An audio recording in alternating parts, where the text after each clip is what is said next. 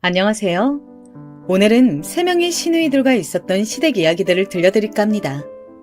요즘 다들 골프 많이 치시죠? 골프 치시는 분들은 특히 더 재미있게 들으실 것 같은데요. 그럼 오늘의 사연 출발해 보겠습니다. 저는 톡톡사연 한이입니다.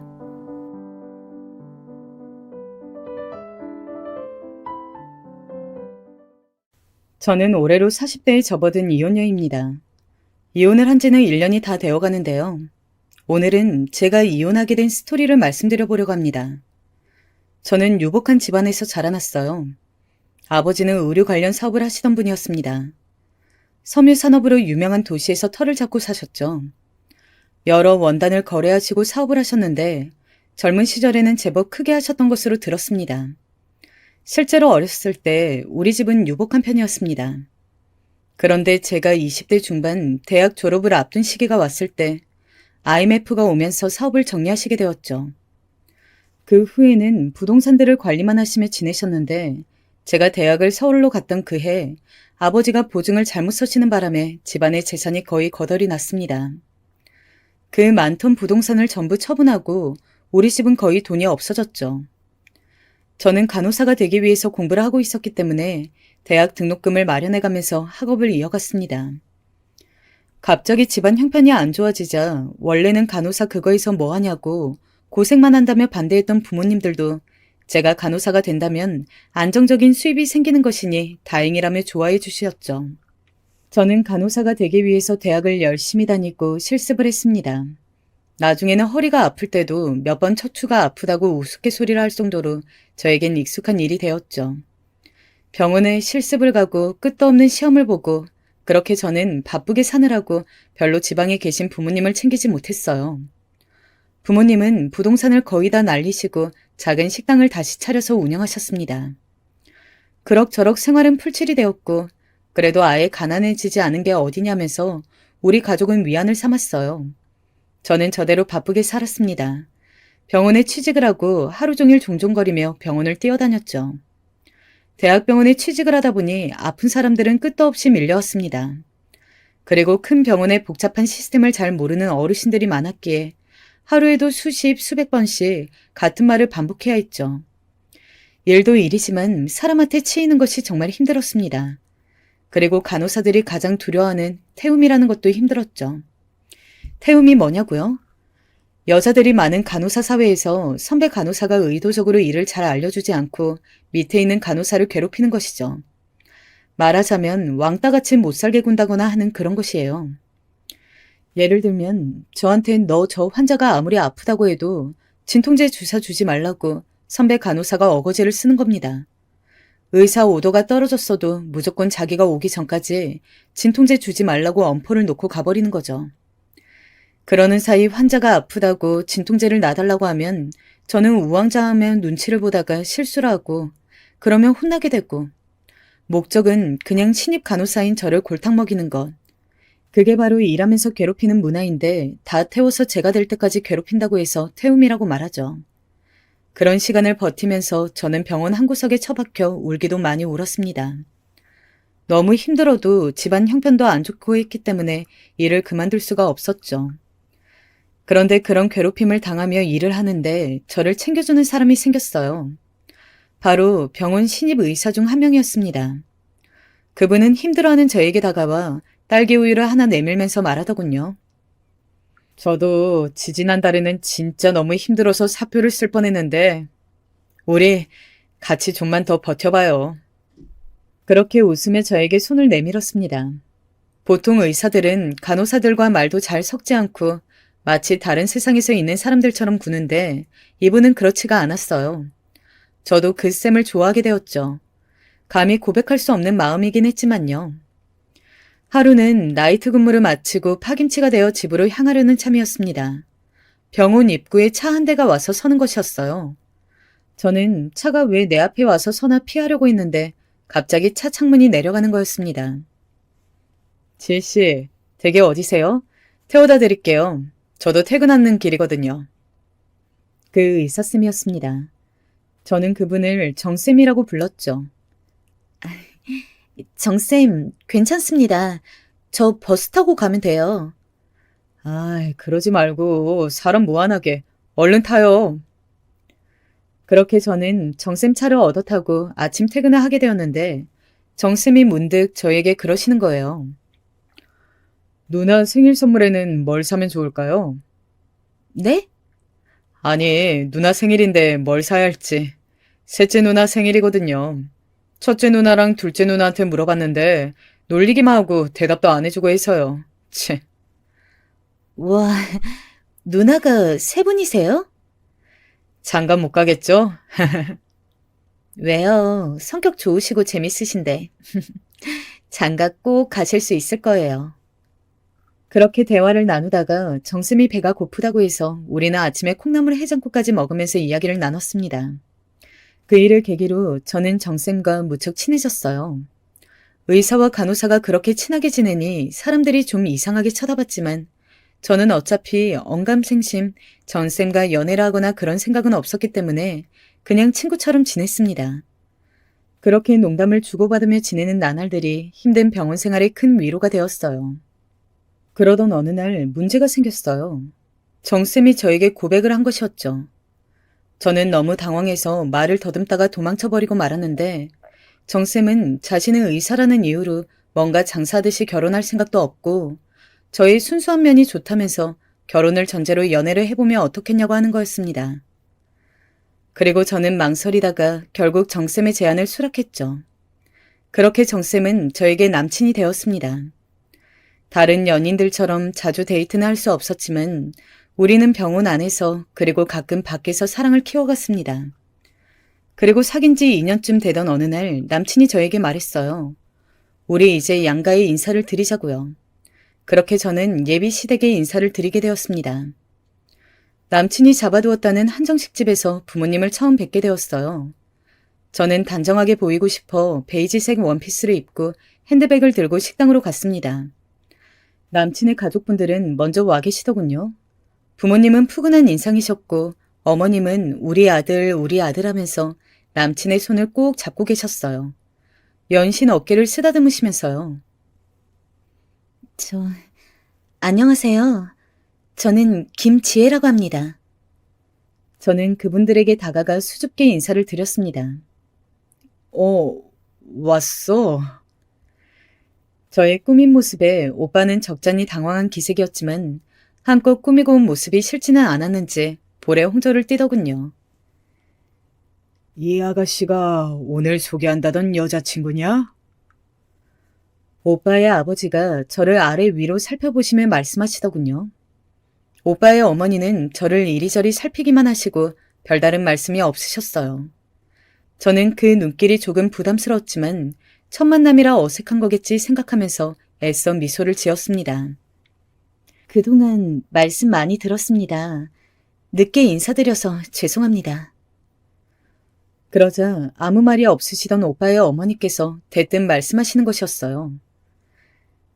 그래, 아가씨는 무슨 간호사라고요? 우리 애랑 같은 병원? 뭔가 간호사라는 단어가 특히 도드라지는 것 같았어요. 순간 저도 모르게 민망한 기분이 들더군요.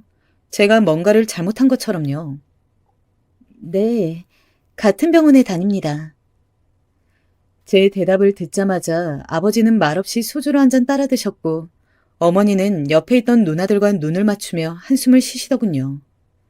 저는 그런 반응이 좀 당황스러워서 일단 가만히 있었어요.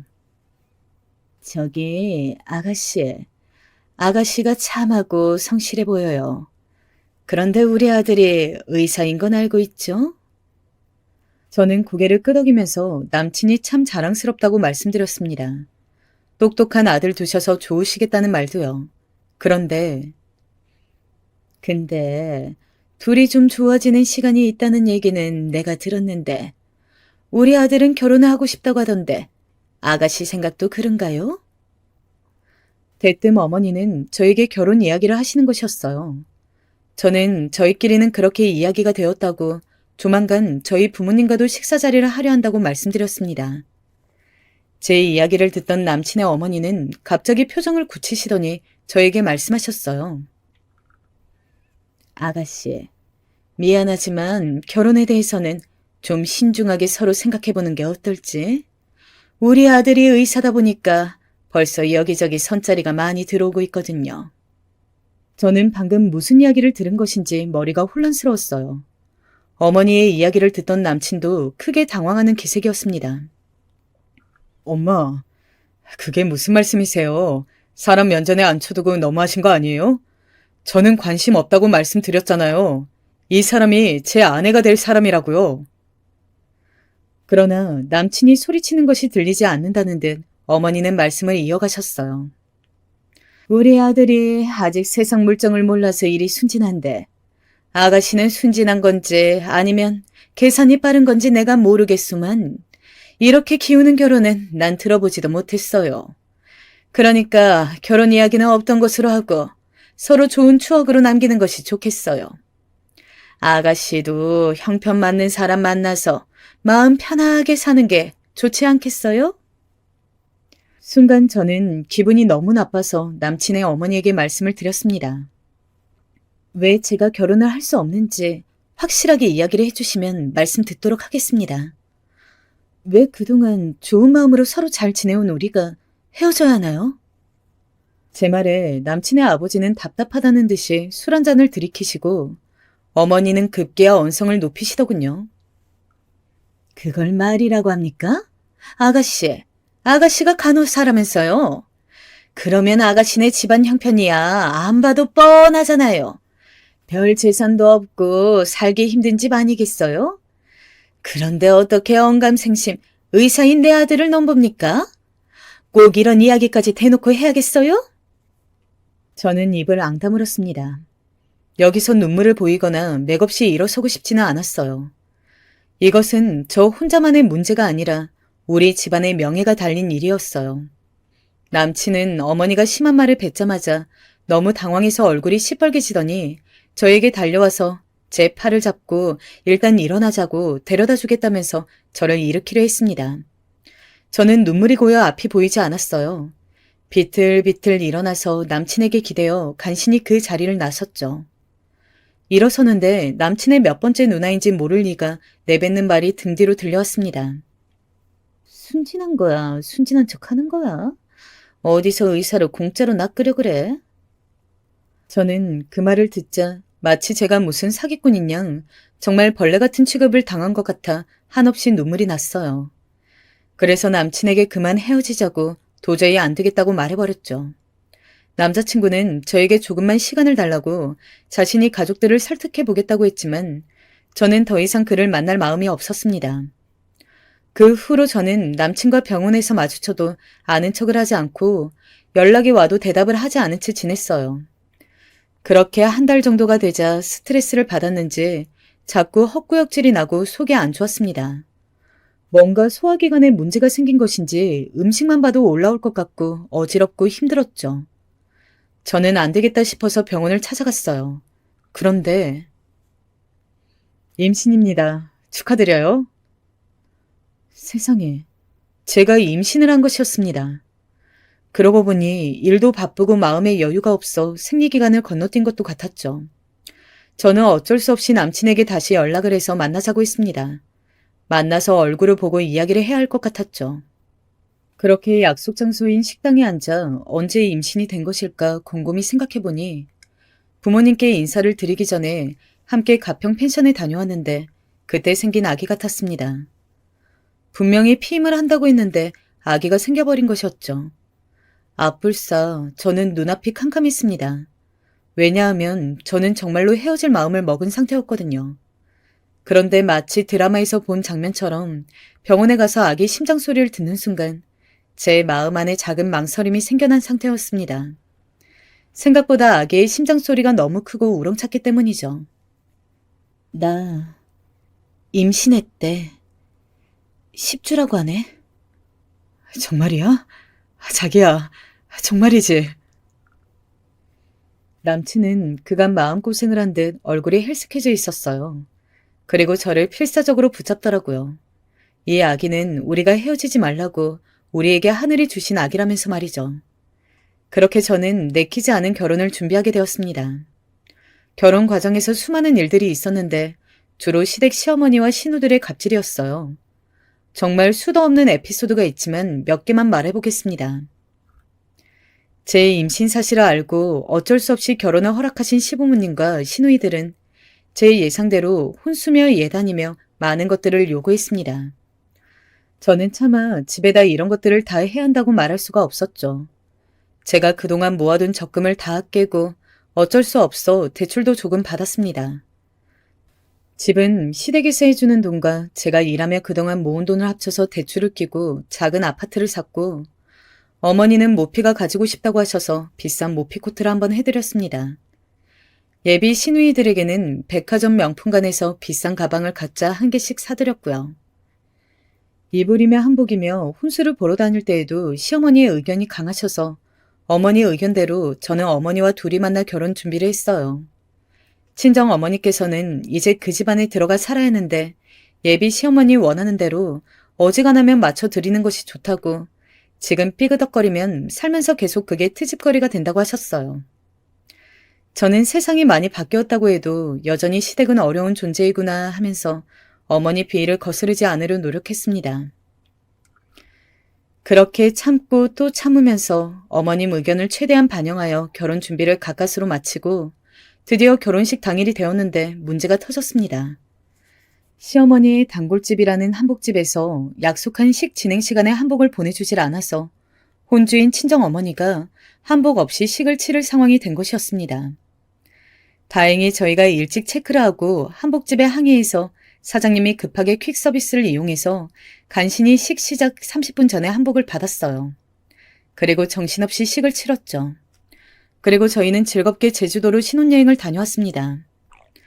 여행을 무사히 마치고 친정에 들러 하룻밤 자고 다음날 시댁으로 인사를 드리러 갔어요. 그런데 제가 올리는 절을 받으신 시어머니께서 신혼여행은 어땠는지 묻지도 않으시고 대뜸 한복 사건을 거론하며 친정엄마 흉을 보시는 것이었어요. 아니, 사돈은 그런 걸 하나 꼼꼼하게 못 챙기셔서 어쩐다니? 그렇게 매사 계획성이 없으니 먹고 살기 빠듯한 게야. 있는 집들은 처신하는 것 자체가 다르거든. 앞으로 우리 집 사람이 되었으니 많이 보고 배우도록 해라. 엄마, 말한다고 뭔지는 알겠어? 옆에서 시누이들이 또 한마디 보탰습니다. 정말 얄밉게 그지없었죠.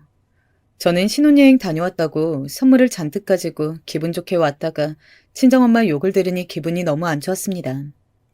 솔직히 결혼 잘못한 거 아닐까, 지금 첫 단추부터 잘못 깨고 있는 것은 아닐까 하는 생각이 굴뚝 같았지만 뱃속에 아기가 자라고 있었기 때문에 애써 참는 것만이 능사라던 친정엄마 말을 떠올리면서 한 귀로 듣고 한 귀로 흘리며 어색하게 웃었습니다.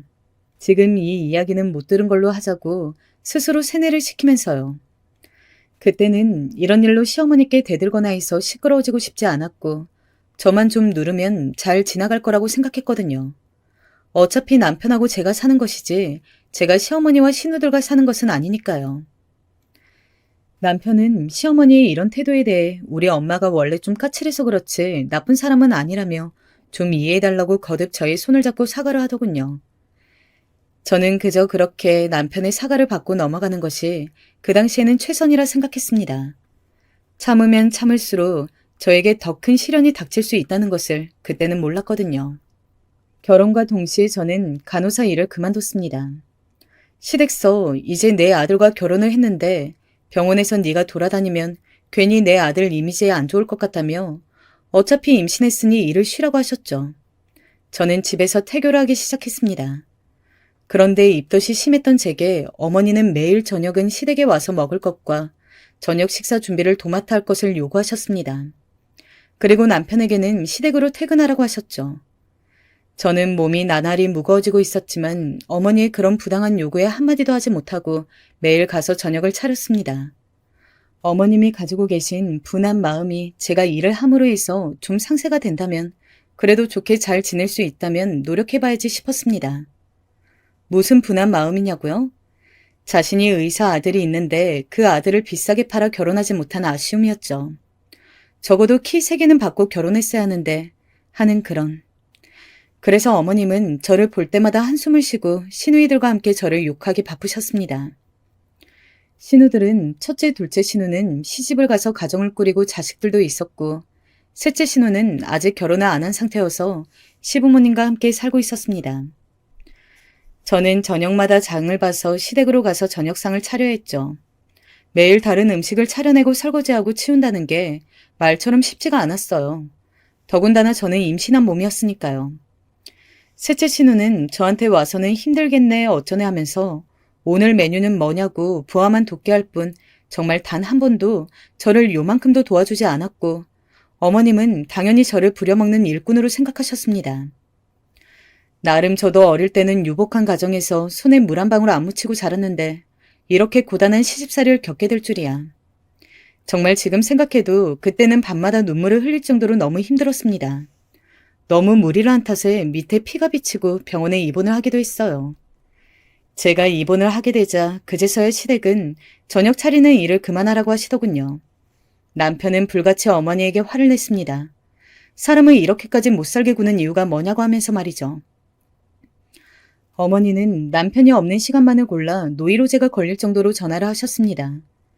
시도 때도 없이 울리는 전화 소리에 저는 전화가 오지 않아도 불안해서 전화기를 쳐다보고 있을 정도로 정말 학을 뗄 정도로 사람을 질리게 하시더군요. 제가 진동을 해놨다거나 전화를 못 받을 때면 어머니는 빽 소리를 지르셨습니다. 집에서 노는 애가 왜 전화가 안 돼? 내가 진동해 놓지 말라고 했잖아. 너는 내 말을 뭘로 듣니? 죄송해요, 어머니. 앞으로 주의하겠습니다. 그렇게 전화를 끊고 나면 그것이 끝이 아니었습니다. 어머니는 저에게 화를 내고 나서도 분이 안 풀리시는지 계속 문자로 제 욕을 보내셨어요. 네가 나를 열받게 한다. 당장 사과해라. 내가 화가 나서 잠이 안 온다.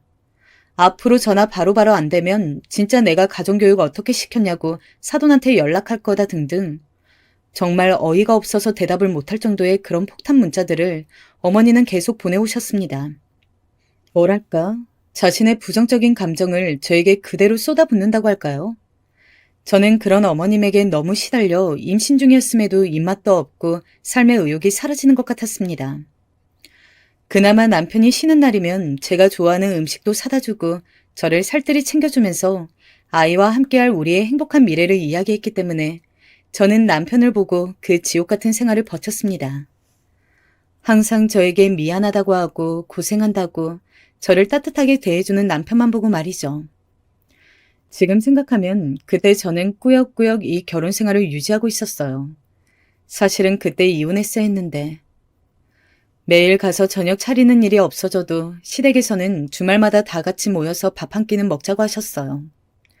그리고 그렇게 주말에 가게 되면 그 역시 저에게는 더없이 부담스러운 자리가 펼쳐졌습니다.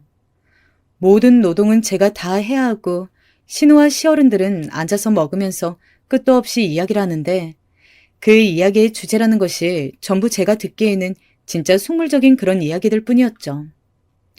첫째 형님은 남편이 자산운용 회사를 다니는데 돈을 만지면서 자신이 고객으로 모시는 부자들 이야기를 형님에게 해준다며 형님은 부자들의 세계는 이런 것이라는 식으로 항상 대화의 서두를 띄우곤 하더라고요.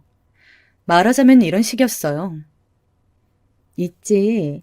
부자들의 재산 수준에 따라서 누리는 문화가 얼마나 다른지 아니? 우리가 영화관 가고 뮤지컬 보고 그런 걸 문화라고 생각할 때 말이야. 그 사람들은 회원권을 산다고. 못 모르는 일반 서민들은 비싼 가방이나 푼돈 모아서 할부로 사면서 내가 명품 걸쳤네, 나도 이 정도면 잘 사는 거 아닐까 생각하지만 말이야.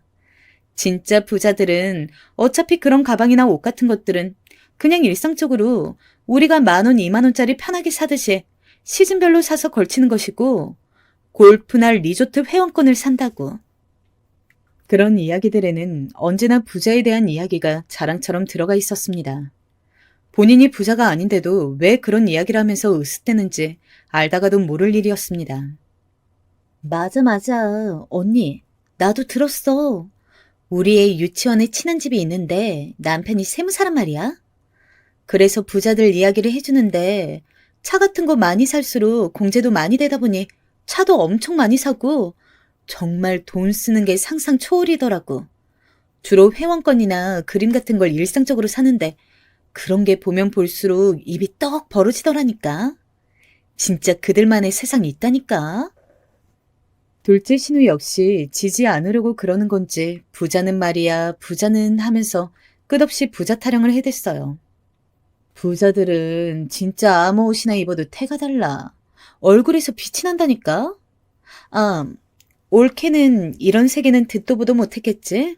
뭐 어차피 올케하고는 평생 상관없는 이야기 아니겠어? 셋째 신우도 자신이 클럽 가서 봤다면서 강남에서 본 젊은 부자들 이야기를 늘어놓은 것이었습니다. 그리고 그런 이야기의 끝에는 꼭 저에게 의견을 물어보더군요. 의도적으로 저를 씹으려고 일부러 말을 시키는 것 같았습니다. 아, 네. 저는 그런 건 잘 몰라서요. 그리고 돈이라는 것은 버는 것도 중요하지만 얼마나 소신 있게 쓰는지가 중요하다고 저는 생각하거든요. 그들은 그러든 말든 저는 저대로 항상 소신 있게 제 생각을 말했죠. 한때 부자로 살아왔는데 별거 없다는 것을 저는 누구보다 잘 알고 있었으니까요. 그래, 저게 바로 없는 사람들이 자존심 세우느라고 자기 열등감 감추려고 하는 소리야. 쥐뿔도 없으면서 말이야. 그렇게 끝도 없이 신우들은 제가 가난뱅이고 부자들의 세계는 일도 모르며 그래서 저렇게 당당하다는 식으로 저를 까내리며 대화를 종료했습니다. 저보다는 다들 형편이 낫다는 식으로 자기 위안을 삼는 것도 같았죠. 저는 사실 어릴 적부터 집에 골프채가 있었고 좋다는 리조트 회원권도 부모님이 가지고 계셔서 신우들이 말하는 그런 부자의 삶 같은 것은 아주 잘 알고 있었습니다. 집이 망하기 전까지 외제차가 아닌 국산차는 타본 적도 없었고요. 그러나 저는 그런 것들이 별로 좋지도 않았고 내세우고 싶지도 않았었는데 가난해진 지금도 마찬가지입니다. 형님들은 도대체 왜 그런 게 그렇게 중요하다고 목에 핏대를 세우는지 아무리 생각해도 이해가 되지 않더군요. 그런데 제가 시댁에서 그렇게 시달리며 임신과 출산 기간을 보내는 동안 친정 형편에도 서서히 변화가 생기고 있었습니다. 망하는 것도 순식간이지만 형편이 좋아지는 것도 순식간이었습니다. 제가 아기를 낳고 아기가 둘이 다 되어갈 무렵 우리의 삶을 집어삼켜버린 코로나가 시작됐죠. 그런데 아이러니하게도 그 코로나가 우리 친정을 다시 부자로 만들 줄은 저도 전혀 몰랐습니다.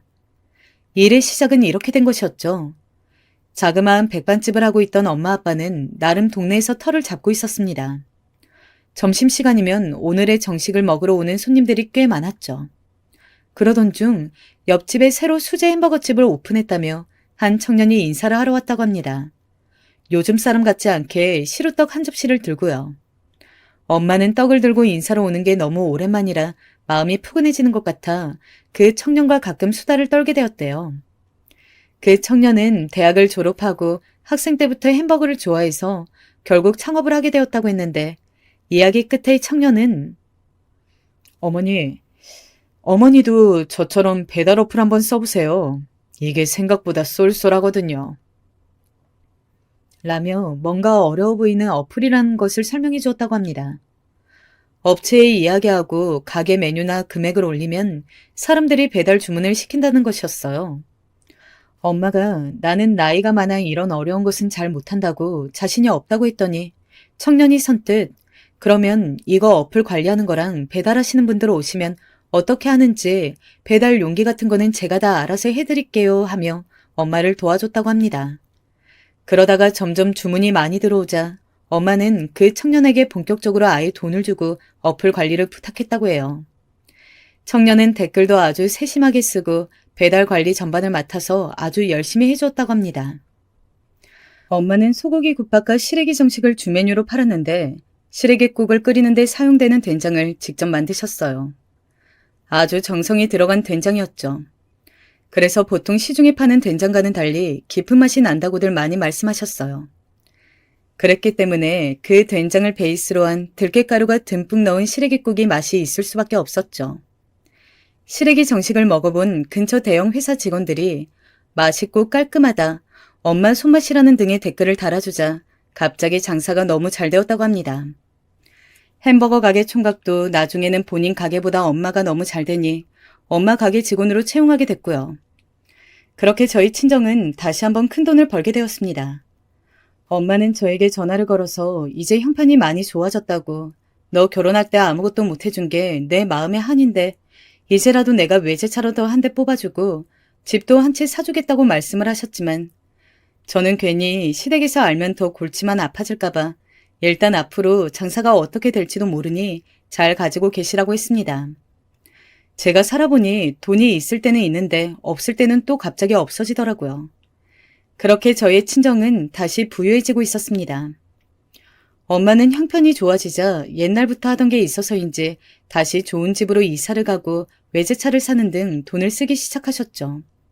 뭐 그래도 무리한 소비는 하지 않으시니 별 걱정은 없었습니다.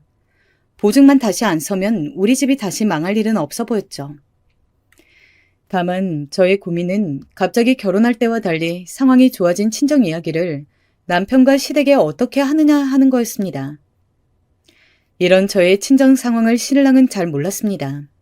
병원 일이 너무 바빠서 처가에 간 지 오래되었기 때문이죠. 일단 저는 상황을 좀 더 지켜보고 집안 형편 이야기는 나중에 차차 하기로 했습니다. 남편은 괜찮을 것 같았는데 시댁에서 괜히 사정이 좋아졌다고 하면 뭔가 바라는 게 있을 것 같았기 때문이죠. 저는 한 번씩 엄마가 보고 싶어 돌이 갓된 아기를 데리고 식당으로 놀러 갔어요. 엄마는 이제 일을 하지 않으시고 카운터에만 계셨습니다. 식당을 프랜차이즈화하자는 제안이 들어와 그걸 검토하느라 바쁜 나날을 보내고 계셨죠. 저는 문득 시누이들의 이야기가 생각나 엄마에게 물어보았어요. 엄마, 골프 회원권이 그렇게 비싸요? 우리 예전에 회원권 있었지? 뭐, 비싼 것도 있지. 요새는 1억씩 한다고들 하니까. 그러고 보니 다시 골프를 쳐야겠네. 나 골프 잘 쳤었는데, 네 아빠도. 너도 같이 배울래? 내가 회원권 끊어줄게. 에이, 돌쟁이 아기 데리고 무슨 골프예요. 나 별로 취미 없어. 그리고 그냥 우리 신우들이 하도 골프 회원권 이야기를 하길래 뭐가 그리 좋은 건가 해서 물어봤어요. 역시 형편이 좋아져도 저는 별 관심이 가질 않았습니다. 애초에 그냥 생겨먹기를 돈 쓰는데 관심이 없는 사람인가 봐요. 저는 당시 관심사는 온통 아기 돌잔치에 있었습니다. 코로나로 다들 많은 인원을 초대하지 않고 양가 직계 가족들만 모시는 추세라 저 역시 가족들만 모시고 돌잔치를 하기로 했어요. 그냥 저렴한 곳을 찾아 하려 했더니 친정엄마가 그러지 말고 내가 돈을 대줄 테니 좋은 곳에서 하라고 우기셔서 어쩌다 보니 호텔 중식당에서 돌잔치를 하게 되었습니다. 어머, 올케가 웬일이야? 이런 센스가 다 있고. 호텔에서 하는 거야? 우리 코스 요리 먹는 거야? 아, 친정어머니가 결혼 때 해준 게 없으시다고 장소 대여를 해주셨어요. 아, 정말? 없는 양반이 그래도 눈치는 있으시네. 딸하고는 다르네? 근데 여기 밥값 내주느라 이번 달 생활비 모자라시는 거 아니야? 아, 그 정도로 형편이 안 좋으신 건 아니에요. 저는 그런 말들이 너무 듣기 싫었지만 그냥 또 참았습니다. 첫째 신우는 어김없이 저의 친정을 까더군요.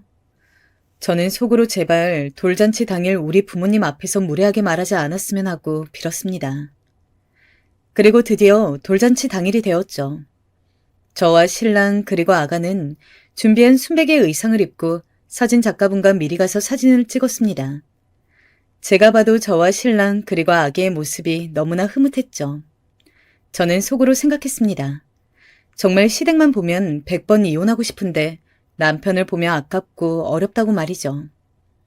포토타임이 끝나고 시댁 식구분들이 하나둘씩 도착했습니다.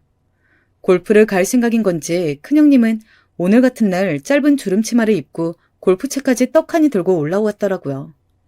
차를 가지고 오셨을 텐데 굳이 왜 들고 오셨는지 자랑을 하시려고 그런가?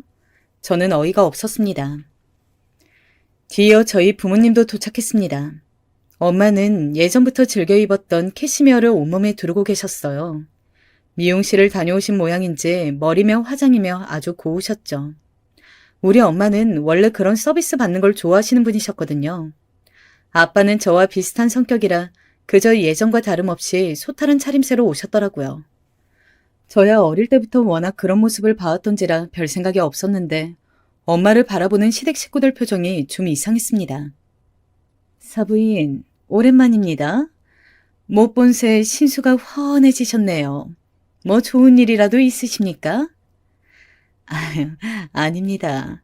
그저 식당 일이 바쁘고 정신없고 그렇죠 뭐. 건강하시죠? 그렇게 두 어머니들이 환담을 나누는 찰나 큰 신우가 둘째 신우에게 속삭이는 소리가 들렸습니다. 저 머플러 저거 로로 피아나 같은데 봤어? 에이, 설마. 어떻게 알았는지 엄마가 좋아하는 브랜드명을 정확히 대면서 엄마가 저런 비싼 명품 머플러를 어떻게 하고 왔나 의아한 표정이었죠. 저는 곧 걸리겠구나 생각하고 있었습니다. 어머, 골프 하시나 봐요? 골프 좋아하세요? 골프를 좋아하는 엄마는 골프채를 보자 반가웠는지 큰 신우에게 말을 걸었습니다. 아, 네. 저희가 형편이 좀 돼서요. 이번에 1억 정도 하는 회원권도 마련을 했거든요. 그러면서 신우는 굳이 회원권을 꺼내서 보여주면서 자랑을 하는 것이었어요. 뭐, 우리 집 식구 중에 아무도 골프 회원권이 뭔지나 아는 사람이 있겠냐마는 부자들 사이에서는 이게 아주 핫하거든요. 저는 신우가 창피해서 얼굴이 붉어지기 시작했습니다. 신우는 그치지 않고 계속 꼴값을 떨었어요. 참, 우리 의사 동생도 키 한 3개 가져오는 여자랑 결혼했으면 이런 회원권이 뭔지 알 텐데. 인생 망했죠 뭐. 아, 어르신 너무 기분 나쁘게 듣지 마세요. 그냥 제가 누나 입장에서 안타까워서 그런 거니까. 그러니까 지금 제 딸하고 결혼해서 인생 망쳤다 이건가요? 정서방이?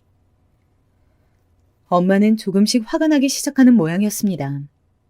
그렇게 엄마가 화를 내기 시작하면 아무도 못 말리는데 저와 아빠는 급하게 엄마 눈치를 살폈습니다. 골프 회원권. 왜? 리조트 회원권은 안 샀어요? 골프보다 리조트 회원권이지. 예, 우리 집에 리조트 회원권이며 골프며 다 굴러다니니까 네 맘에 드는 걸로 가져가라. 안 그래도 우리 형편이 좀 나아져서 너희한테 뭘 좀 해주고 싶었는데 강남에 아파트나 한 채 사줄까 했더니 고작 그런 회원권 안 하면 되는 거였어? 당신들 어디서 졸부지제에 나대? 그런 회원권 하나 있으면 뭐 졸부도 안 되겠구만. 참 가짜나서 쬐깐한 년이. 엄마는 속사포처럼 말을 쏟아냈어요. 그리고 벙쪄서 멍하니 쳐다보고 있는 시댁 식구들한테 마지막 한 방을 날렸죠. 실은 내가 오늘 정서방 주려고 차를 한 대 뽑아왔는데 그건 그냥 내 딸 줘야겠다. 도대체 이런 속물적인 집안이라니. 사돈, 저 오늘 제 딸 데리고 집에 갈랍니다. 여기 비용은 제가 다 지불했으니 마음껏 드시고 가세요. 그리고 정서방, 위자료 얼마 원하는지 말하게. 내가 바로 계좌이체 해줄 테니 그만 내 딸 놔주게. 이혼하라는 말일세. 손주도 내가 잘 키워줌세. 그렇게 엄마는 자리를 박차고 일어서서 저와 아기를 끌고 나가버렸어요. 시댁 식구들과 남편은 멍하니 저희의 뒷모습을 바라보고 있을 뿐이었죠. 나중에서야 저희 집이 다시 부자가 되었다는 것을 알고 시댁에서 엄청나게 매달렸습니다. 신랑 역시 자신이 그동안 잘하지 않았냐며 자기의 얼굴을 봐서라도 이렇게까지 하지 말자고 했죠. 그러나 엄마는 주부 습진으로 벗겨진 제 손가락을 보고 또 제 이야기를 듣고는 더 이상 상종 못할 집안이라며 이혼을 강력하게 주장하셨습니다. 저 역시 남편이 저에게 잘해줬지만 일이 바쁜 사람이고 또 시댁에서 저를 부려먹었던 일들이 너무 큰 상처로 남아버려 결국 결혼 생활을 정리하게 되었죠. 막상 정리하고 보니 결혼하고 그렇게 아등바등 잘해보려고 애썼던 일이나 간호사로 일하면서 마음고생했던 일들이 아득한 옛일처럼 느껴집니다. 요즘은 친정에 있으면서 제가 배우고 싶었던 꽃꽂이도 배우고 서점에 가서 책도 실컷 읽어요. 아기 봐주시는 시터 이모님이 계셔서 저는 편안하고 자유롭습니다. 아직까지 완전히 이혼 절차가 마무리되지 않았고 가끔 깊은 밤 남편이 전화를 하지만 저는 받지 않습니다. 그저 그 사람과의 연은 한여름밤의 꿈처럼 제 인생에서 짧은 기억으로 남겨두고 싶네요. 좋았던 기억도 많았던 결혼이었지만 결이 다르다고 하나요? 너무 가치관이 다른 사람들을 시댁으로 만나니 힘들었기 때문에 저는 다시는 그런 과오를 범하지 않으려 합니다. 제가 임신으로 결혼을 하고 또 결혼한 지 얼마 안 돼요. 돌쟁이 아기를 데리고 이혼한 것을 경솔하다고 말하는 분들도 분명 계실 텐데요. 저는 그렇게 생각합니다. 길을 잘못 들었을 때 아니라고 느껴지면 바로 유턴해서 나와야 한다고요. 그 길이 잘못된 길인데도 계속 앞으로 가버린다면 나중에는 정말 돌아 나오기 힘들지 않을까요? 오늘은 저의 이혼 이야기를 들려드렸는데요. 어떠셨는지 모르겠습니다. 부디 결혼으로 장사하려는 집과는 엮이지 마시고 결혼을 생각하는 모든 분들 현명한 선택하시길 바랍니다. 그럼 오늘 하루도 행복하고 건강하세요.